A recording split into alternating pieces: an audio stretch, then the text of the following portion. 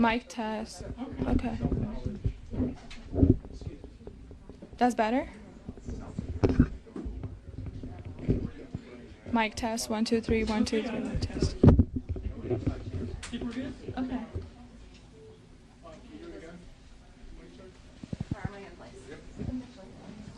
Mic test. 1 2 3 1 2 3 mic test.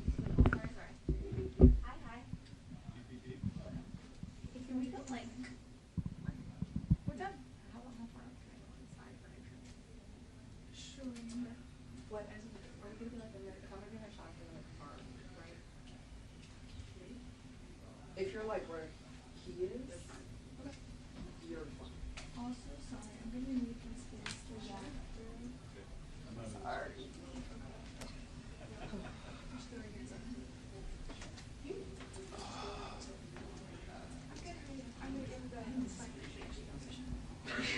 Hello? Didn't the president just come up? Enjoy your water. I'm just sitting. Oh, maybe. Maybe? There's only three of us. There's only two of us. I'm not sure what it's about either. I guess you know next year. Yeah, just do it anyway.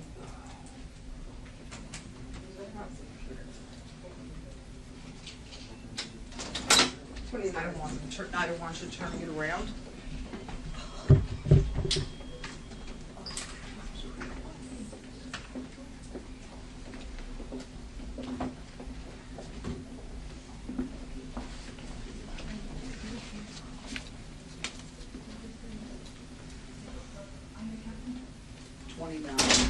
Tim, 29 and 24.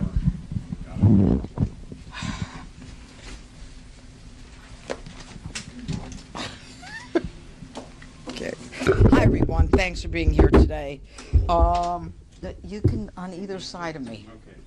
Yeah, come over here. It's okay. I don't bite. All right. All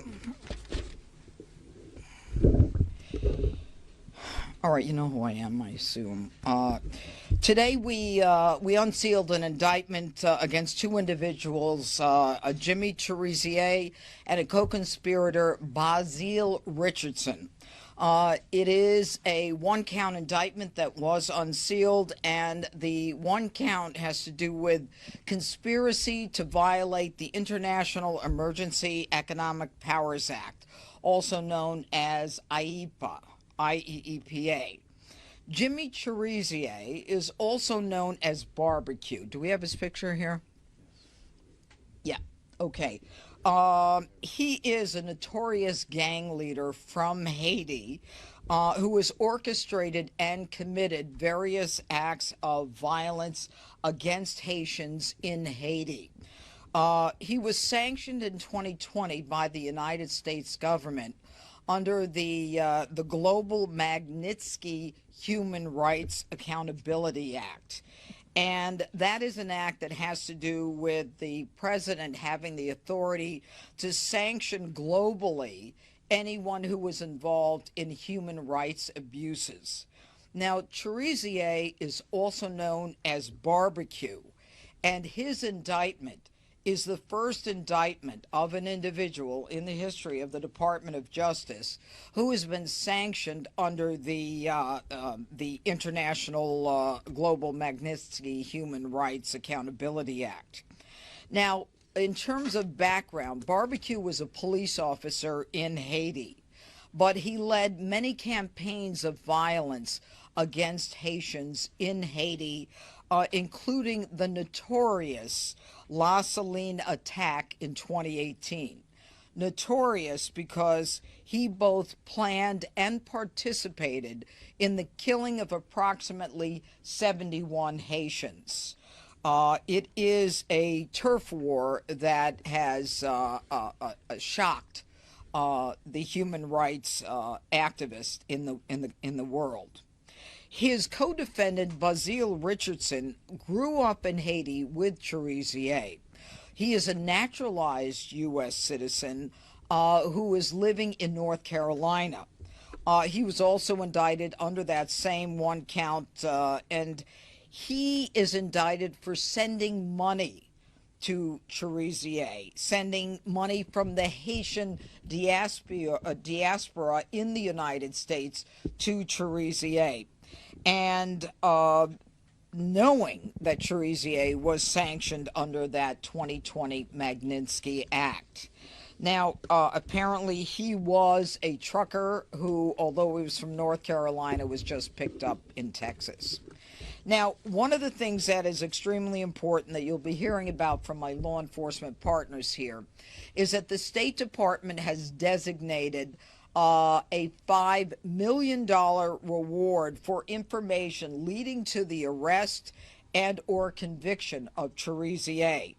Now, I want to let the public know that anyone who is giving money to Chérizier, also known as Barbecue because of his violent acts in his home country, cannot say, I didn't know that he was sanctioned by the U.S. government. They will be prosecuted, and we will find them because they are supporting an individual who is committing human rights abuses, and we will not look the other way. Now, this office is not unfamiliar with crimes of violence in Haiti. Several months ago, we got a conviction against an individual by the name of Jolie German, who was involved in the kidnapping of 16 American Christian missionaries in Haiti. Haiti is a hot spot right now, and I don't use that as a pun on words, but there is incredible violence going on there, which is why the State Department has gotten involved and why we have made the decision to make it very clear under the Magnitsky Act that we're coming after you if you give money to Chérizier. Now, I'd like now to call upon my partners, Acting Assistant Director of the FBI, Darren Cox. Hi, good afternoon. I'm Darren Cox. I'm the Acting Assistant Director of the FBI's Criminal Investigative Division. I want to thank our partners here with us today and our international partners for their hard work and partnership in combating transnational organized crime, which threatens the safety and security of communities both in the United States and abroad. Under Director Patel's leadership, the FBI is focused more than ever on crushing violent crime, cartels, and gang activity every single day. Since January, the FBI, with the help of our law enforcement partners and community members, have arrested 3 top 10 fugitives. We've arrested over 19,000 criminals, and we've seized thousands of tons of narcotics, which have saved millions of lives across the United States. The American public and criminals should know our agents and our partners are using every tool available to keep put criminals behind bars and keep America safe, and we will not stop. We stand shoulder to shoulder with the men and women of law enforcement, backing good cops without hesitation. They're taking the fight directly to the criminals, and they're restoring order. These efforts are a deliberate and coordinated plan to protect our communities and confront escalating threats from foreign terrorist organizations like Viva Unsoon and its associates. Tackling these networks means addressing every link in the chain, every cell, especially in the United States. As you've heard in today's announcement, that includes a $5 million reward for key members of Viva Unsoon and Jimmy Chérizier, also known as Barbecue. We know someone has information that can help end this violence, and we want them to come forward and know that they are safe in doing so. Today, I want to highlight the amazing work the FBI and our law enforcement partners do every day to disrupt and dismantle violent criminal networks, just like that of Barbecue and his cronies. Our FBI Miami office has worked closely with our international partners to track down Chérizier and his Viva Unsoon partners and associates in the United States. On July 23rd, one of Chérizier's most trusted associates and a named co-conspirator was taken into custody. Brazier Richardson was investigated by Miami, and he was arrested by our FBI Houston office without incident. Violent actors like Chérizier and the rest of his criminal associates must understand there is no safe haven for them and the people like them that traffic violence in our communities. The FBI and our partners will continue to leverage all of the resources available and the expertise that we have to bring these people to justice. We urge anybody with information related to Chérizier or any of his criminal network to contact the FBI through our tips line or our local field office. You can also call 1-800-FBI, and you can go online to fbi.gov/tips. Together, we will stop this violence. Thank you. All right, and now Assistant Director of HSI, Ivan Arvello. Thank you. Good afternoon. Ivan Arvello, Assistant Director for Homeland Security Investigations.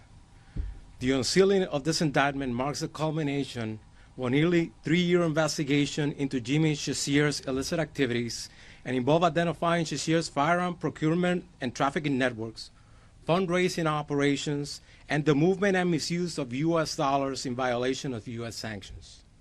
These actions fuel gang and terrorist operations that have oppressed and devastated the Haitian people. Chérizier's shift from Haitian law enforcement to violent gang leader was marked by his alleged involvement in the 2018 La Saline massacre. This horrific event resulted in 71 murders and the destruction of 400 homes as civilians residents of La Saline neighborhood in Port-au-Prince were caught in the middle of a gang battlefield with chaos and destruction. Over the years, international organizations have linked Chérizier to several additional instances of human rights abuses. Today marks a significant step in bringing his reign of terror to an end. It's the principal investigative component of DHS, responsible for investigating, disrupting, and dismantling transnational criminal organizations and terrorist groups who are seeking to exploit the customs and immigration laws of the United States. HSI worked with our federal partners to identify Chérizier's various methods and networks, using U.S. assets and financial institutions to fund this gang, procure weapons of war, and extend its power. This type of investigation falls under HSI's counterproliferation and export enforcement mission to detect, disrupt, and dismantle illicit procurement networks operating on behalf of foreign adversaries, terrorist groups, and transnational criminal organizations. These criminal groups utilize complex strategies to acquire American weapon systems, sensitive technology, financial assets, and other resources to commit crimes across the globe, endangering Americans both domestically and abroad. This case has been a great example of federal law enforcement agencies working together to leverage each other's strengths and unique authorities in furtherance of a common goal, promoting national security and pursuing a barbaric warlord who use our nation's resources to commit acts of violence and terror. I'd like to extend my most heartfelt thanks to our federal law enforcement partners at the FBI, the DEA, the ATF, the Department of State, the U.S. Attorney's Office for Washington, D.C., and the Department of Justice National Security Division for the invaluable partnership and relentless efforts in making this indictment happen. Thank you, and good afternoon. And finally, Chris Landberg, State Department Senior Bureau Official. Good afternoon. Thank you, U.S. Attorney Pirro, for hosting us. Thanks to our law enforcement partners. Again, I'm Chris Landberg. I'm the Senior Bureau Official of the Bureau of International Narcotics and Law Enforcement Affairs at the State Department. We're known as INL.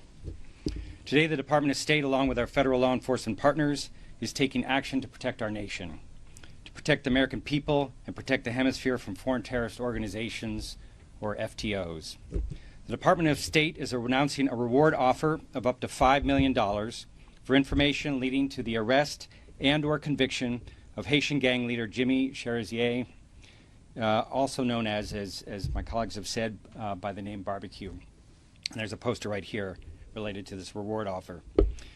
We're offering this reward for Chérizier under the Transnational Organized Crime Rewards Program because he is the leader of Vive Ensemble, which was designated by Secretary of State Rubio as an FTO and specially designated global terrorist organization in May of this year. As Secretary Rubio declared in his designation announcement, the age of impunity for those supporting violence in Haiti is over.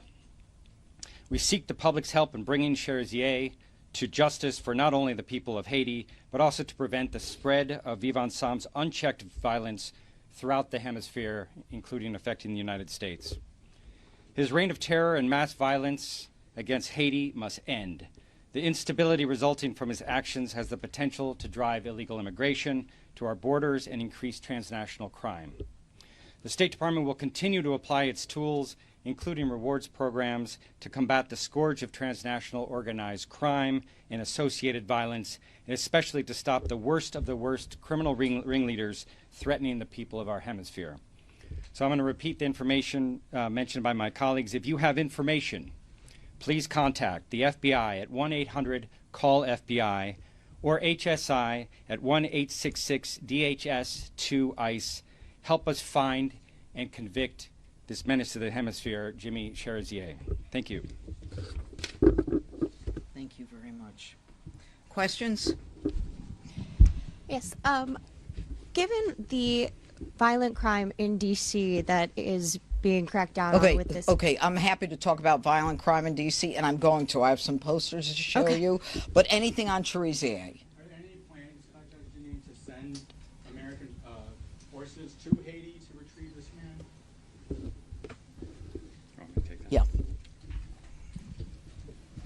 So the U.S. government, in a collaborative fashion, is supporting both the Haitian National Police and the multinational security support mission to help stabilize Haiti and create the conditions conducive for holding democratic elections in the country. That is what we are doing. We are doing this mainly through foreign assistance and through technical assistance from our law enforcement partners. That is the strategy of the U.S. government right now. So the point of the rewards offer is to get information about these individuals, and then we are working very closely with Haitian National Police. So that is one of the mechanisms. If we can get information, the individuals can get up to $5 million. Our U.S. law enforcement colleagues will work with Haitian National Police and will arrest this individual and incarcerate him. I have a question about the co-defendant. You said he was picked up in Texas, right? I noticed in the indictment he's a naturalized citizen, and there's been an effort by this administration to, in some cases, denaturalize people who are convicted of crimes. Is that something on the table that you'll be looking to do once he goes through the judicial process? Well, I think it's a little too early now to really comment on that. I think right now our goal is to get a conviction here, and then we'll make a decision as to what's appropriate. There's a lot of steps before you even get to that. Anything else on Chérizier? Do you plan to indict other Haitian gang leaders? Is this just the beginning? And do you have any sense of where he might be? If we knew where he was, I wouldn't tell you. I'd go over there myself. No. Right. That was a joke. We certainly have some information, but, you know, we need whatever information we can get from the public. We don't have him in our custody. That's all I can say right now. Do you want to add anything to that, guys? Okay. All right.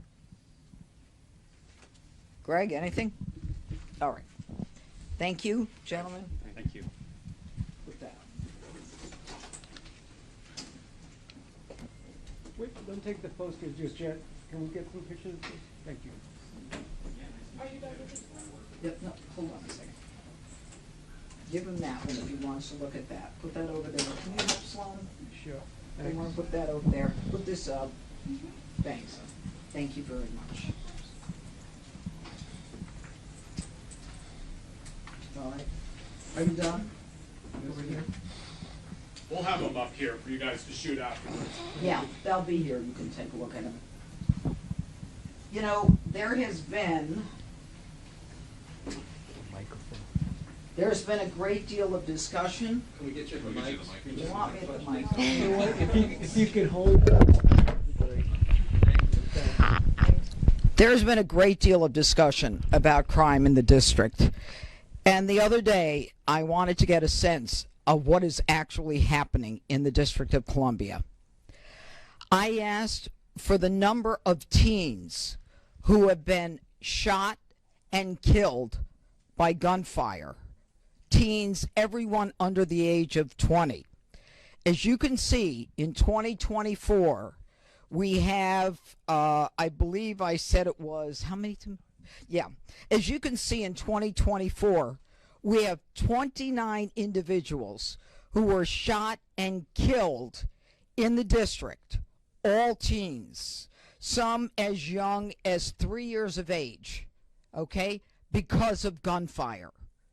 Some of these cases are solved, some of them are not solved.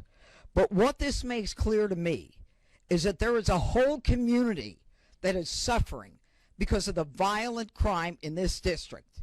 And anyone who wants to tell me the crime is down and that we don't need an emergency focus on crimes of violence, all they need to do is take a look at this and talk to the loved ones and the family members of these individuals, all shot and killed long before their time.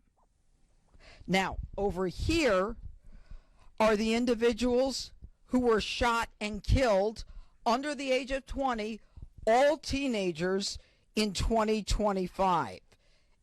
And the number here is 16. Again, all members of the minority community here. I don't know how many of these cases have been solved, but what I can tell you is, again, it's guns on the streets. It's individuals who are not concerned about accountability, who don't have any reason to fear law enforcement.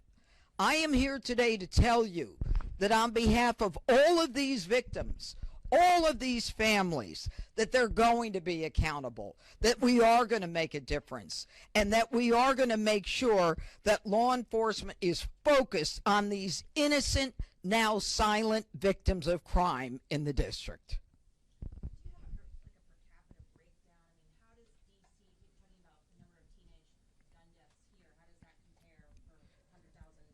Anywhere else? All I know is we rank in deaths. 2 years ago, we were one of the fourth highest. We were the fourth highest in the United States. I don't need any more statistics. All I need are people to recognize that these were vibrant human beings cut down because of illegal guns. I guarantee you that every one of these shootings was with an illegal gun. All right, and I guarantee you that every one of these individuals was shot and killed by someone who felt that they were never going to be caught. And I want to send a message that we are going to catch you, that we are going to change the laws, that if you're 14, 15, 16, 17, we're going to bring you into the justice system. No more of this D.C., council, if they're under 16 or if they're under 19 or if they're under 25, we'll give them probation. No more. I'm done with that. It's guns on the hurdles that you face, and you're just talking about right there, but what can you conceivably do as the D.C. U.S. Attorney to address those laws, address the D.C. crime lab, which is not accredited, and also at the same time address some of the prosecutorial issues you talked about? Okay.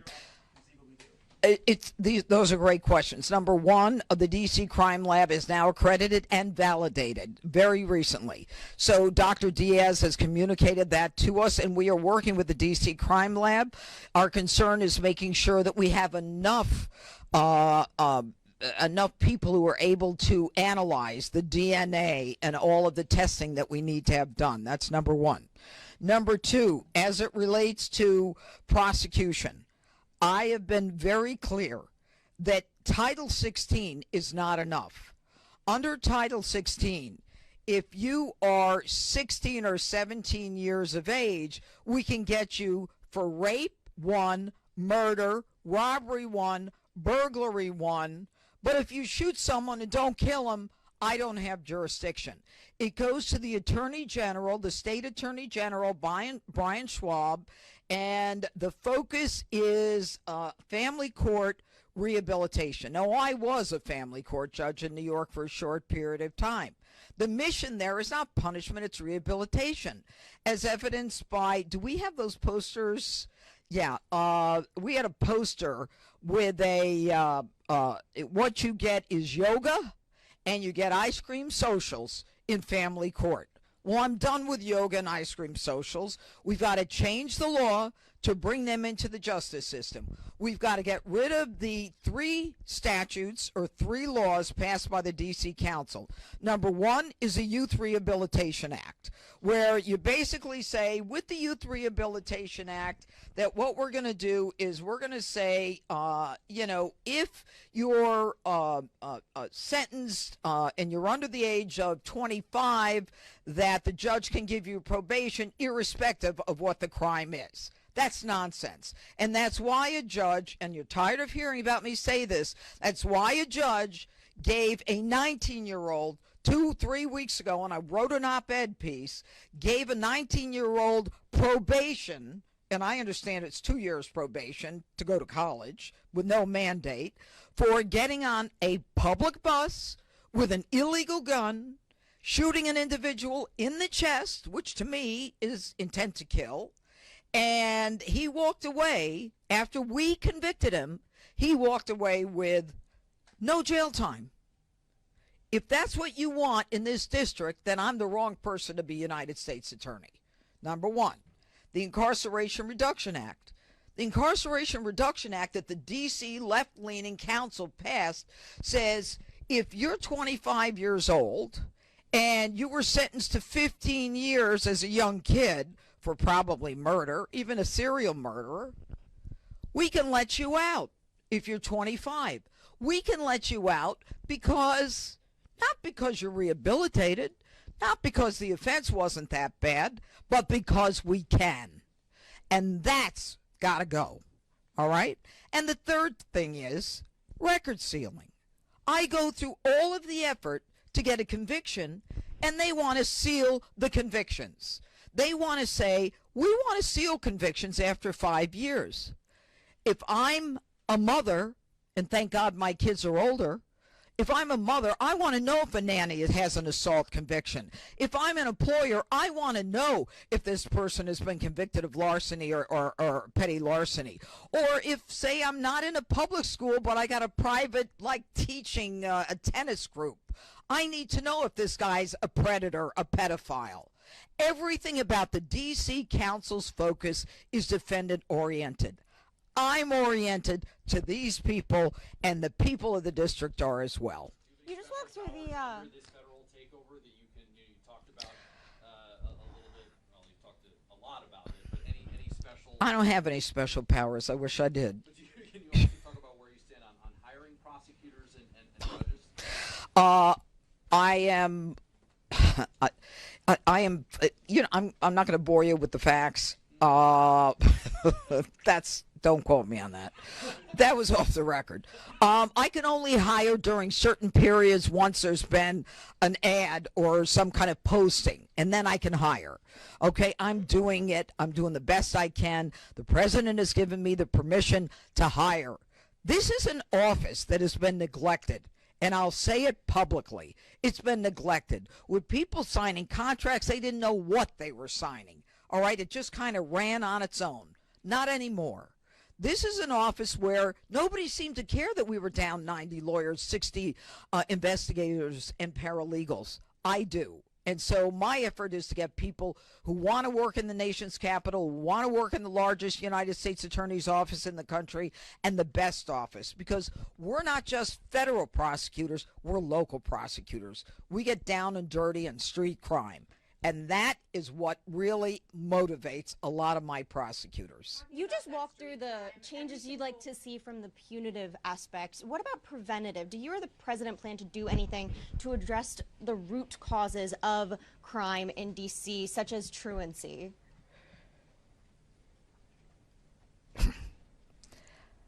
My job is to try to heal the victims and prosecute the criminal.